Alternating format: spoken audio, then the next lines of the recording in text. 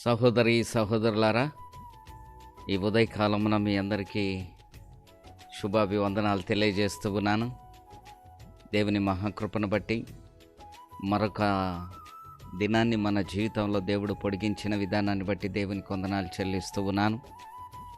ఈరోజు నాతో కూడా ఏకీభవించి మరి దేవుని వాక్యమును ధ్యానం చేసుకుందామా?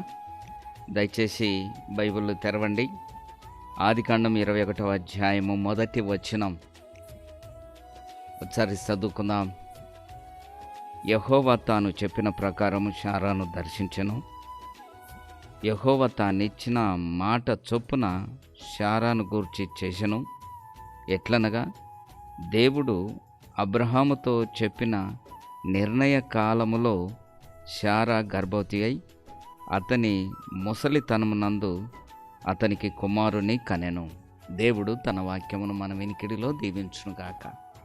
ప్రియ సహోదరి సహోదరుడా, కొన్నిసార్లు మన జీవితాల్లో దేవుడు వాగ్దానాలు ఇస్తూ ఉంటాడు.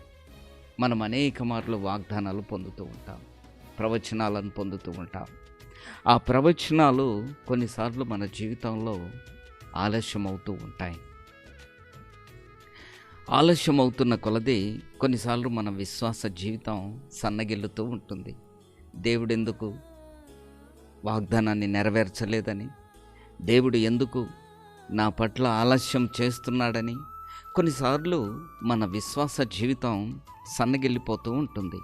అయితే చదవబడిన లేఖన భాగాల్లో ఒక అమూల్యమైన మాటను ఈరోజు నేను మీకు జ్ఞాపకం చేస్తాను, మీతో పంచుకుంటాను. ఎట్లనగా, దేవుడు అబ్రహాముతో చెప్పిన నిర్ణయ కాలం అది. ప్రియమైన దేవుని బిడ్డలారా, నిర్ణయ కాలం అన్నది ఒకటి ఉందండి. ఆ నిర్ణయ కాలం ఏంటో తెలుసా? దేవుడు తన చిత్తానుసారంగా మన పట్ల నిర్ణయించిన టైం అంటారు. కొన్నిసార్లు మనం అనుకున్నవి, మనము ప్రార్థన చేస్తున్న అక్కర్లు వెంటనే తీరిపోవాలనుకుంటాం. పిల్లల పట్ల కానీ, మన పట్ల కానీ, కుటుంబంలో ఎవరి పట్లైనా సరే, మనము ఆ వ్యక్తుల గురించి కానీ, ఆ పరిస్థితుల గురించి కానీ మనం ప్రార్థన చేస్తూ ఉన్నప్పుడు కొద్దిగా ఆలస్యం అవుతుంది, వెంటనే జరిగిపోవాలనుకుంటాం. ప్రియమైన దేవుని బిడ్డలారా, తగిన కాలము అంటే నిర్ణయ కాలం. అబ్రహాముతో దేవుడు ఏమని ఉందంటే, దేవుని వాక్యము ఎట్లనగా, దేవుడు అబ్రహాముతో చెప్పిన నిర్ణయ కాలములో, ఆ మాట చాలా ప్రాముఖ్యమైనది. నిర్ణయ కాలం, దేవుని టైం. ఆ టైం నీ జీవితంలో ఎప్పుడుందో, ఆయన సమయం ఎప్పుడుందో ఆ సమయం కోసం నీ వేచి చూడు. ఆ సమయం కోసం నువ్వు ఎప్పుడైతే వేచి చూస్తావో తగిన కాలంలో దేవుడు నీకు ఇస్తాడు. ఏ టైంలో నీ పిల్లల జీవితంలో దేవుడు ఆశీర్వాదం ఇయ్యాలనో మనకంటే ఎక్కువగా ప్రభువుకు తెలుసు. ఏ టైంలో మహోన్నతుడైన దేవుడు నిన్ను దీవించాలని అనుకుంటాడో తగిన కాలంలో, నిర్ణయ కాలంలో, సరైన టైంలో దేవుడు నిన్ను ఆశీర్వదిస్తాడు. తొందరపడుతున్నావా? వ్యాకులపడుతున్నావా? ఆలస్యమవుతుందని చింతపడుతున్నావా? చింతపడకు. ఈ ఉదయకాల సమయంలో దేవుని నిర్ణయ కాలం అన్నది నీ జీవితంలో ఒకటి ఉంది. ఆ నిర్ణయ కాలం కొరకు నీవు ఎదురు చూడు. ఆ నిర్ణయ కాలం కొరకు కనిపెట్టు. దేవుడు ఖచ్చితంగా నిన్ను ఆశీర్వదిస్తాడు. అట్టి కృప దేవుడు నీకు అనుగ్రహించునుగాక. నాతో కలిసి ప్రార్థన చేయి. పరిశుద్ధుడవైన తండ్రి, మహోన్నతుడవైన దేవా, అబ్రహాముతో మీరు వాగ్దానం చేశారు.